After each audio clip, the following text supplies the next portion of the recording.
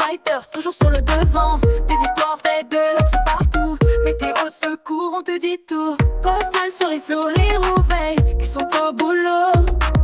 Des femmes aux tempêtes, rien ne les arrête. Abonne-toi pour voir leur conquête. Like, comment. Salut à toutes et à tous, c'est le Doc News. Pour la news, on est parti sur l'explosion d'un pipeline qui date de plus de 2 jours et le bilan est très énorme. Donc n'est-ce pas, à la qui est partagé et abonne-toi si tu découvres la chaîne et c'est parti. Kalia Rampend, des dizaines de personnes en Malaisie étaient soignées dans les hôpitaux mardi après qu'un énorme incendie s'est déclaré dans un gazoduc exploité par le géant énergétique national Petronas.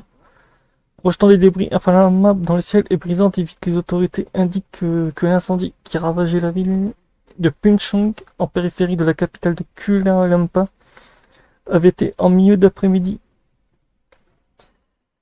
Était éteint en milieu d'après-midi. Elles ont indiqué qu'au moins 305 personnes étaient touchées, dont des sans-abri, après que 190 habitations aient endommagé.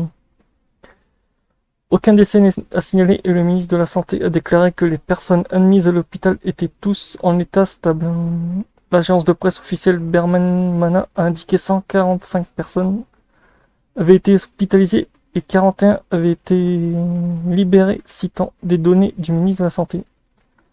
Elles ont été soignées pour des brûlures et d'autres blessures et des problèmes respiratoires, ont indiqué les autorités d'État. Faut dire aussi, vu du gaz.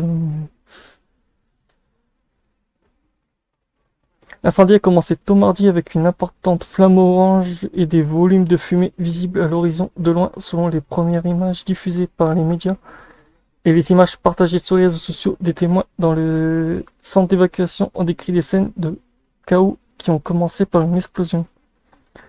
Le feu fait rage dès que l'on voit des débris encore en feu tombent partout. On sait qu'il s'est passé quelque chose de grave, a déclaré Raija Ilmin Bing de Raza Hydra, 59 ans, dans la maison se trouvait à 1 kilomètre de l'incendie.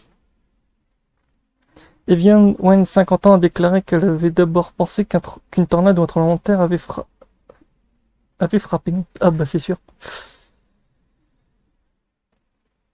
J'ai vu une lueur rouge se dépasser, j'entendis constamment des choses tomber, du verre, des pierres, tout se casser, tous les fenêtres étaient brisées, a-t-elle raconté. Tout a commencé par l'explosion, puis les vitres ont commencé à trembler violemment. C'est là que nous avons compris que c'était une explosion qui avait déclenché l'incendie. Petronas a déclaré tôt avoir isolé le pipeline et travaille en étroite collaboration avec toutes les parties concernées pour assurer la sécurité de la commune. Noté environnemental et l'environnement de l'approvisionnement en gaz du pays. Le Premier ministre malien Arwen Yembran a déclaré que le gouvernement et l'État et Petronas assuraient l'entièreté responsable de la restauration de la zone, ajoutant que le processus pourrait prendre 1 an.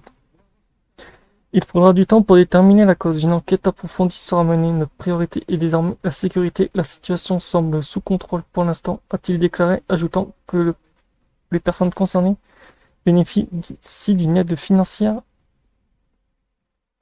dans l'intervalle. Ah, d'accord. Faut dire que le bilan est très énorme en plus, vu que ça touche des sans-abri et tout, et comme vous l'avez vu sur les vidéos, c'est assez violent. Je vais vous laisser la vidéo du drone et tout. J'espère qu'il y aura du son dessus. Donc voilà.